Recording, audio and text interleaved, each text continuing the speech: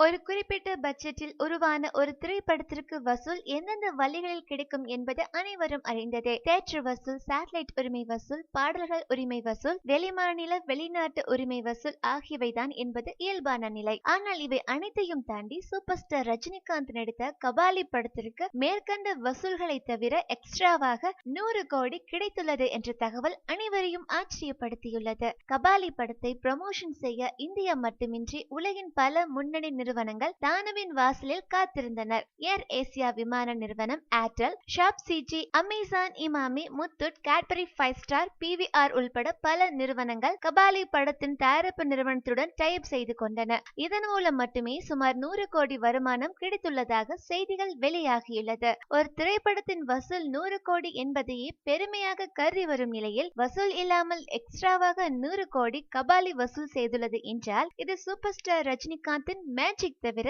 வேறு காரணம் சொல்ல முடியுமா? மேலும் சினிமா செய்திகளை உடனுக்குடன் தெரிந்து கொள்ள கீழே உள்ள சப்ஸ்கிரைப் பட்டனை அழுத்தவும்.